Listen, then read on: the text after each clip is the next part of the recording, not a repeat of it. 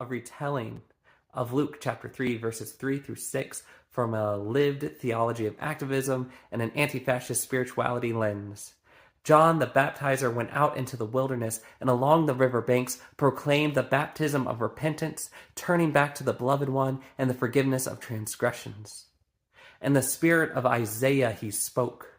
The voice came calling from the wild places, clear a path for Adonai, the beloved's narrow path and way.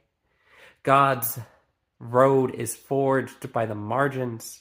Raise the valleys, shatter the mountains, the jagged rocks smoothed over to make a path for all people to be liberated by God.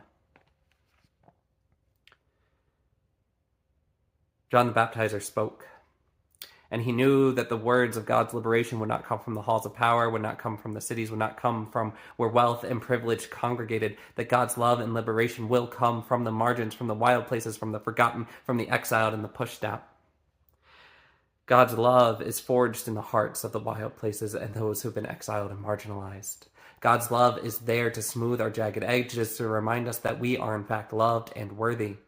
God's love is there to raise us up at our hardest points. God's love is there to shatter the mountains, to shatter the forces of oppression and evil and the forces of domination. Those that are high and lofty must be brought low so that we can have equity, just as the people who are low must be brought up so they can be together as one people forged together. John did not preach that he was building the kingdom of heaven, building the kingdom of sacred liberation, building the kingdom that holds all people.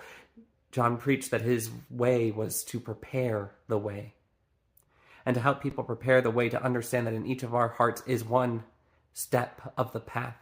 And the path is only fully forged as we gather all the people together, as we lift everyone up. All who have been imprisoned must be set free, for they are beloved and they need to be part of our path. All who are exiled, all who are marginalized, all who are stigmatized must be loved.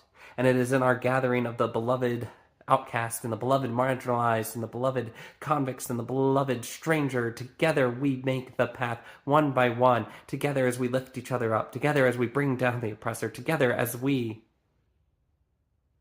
smooth over our jagged rocks, the path emerges. God's love and liberation is ultimately going to be the force that topples the evils and domination of this world. We might not live to see that day. I don't know if that day can ever come short of sacred intervention, because empire is strong, colonization is strong. But what we can do is forge the path and every day make that path stronger and wider and more focused, so that all people may travel that path. So please, my friends, know that you are beloved.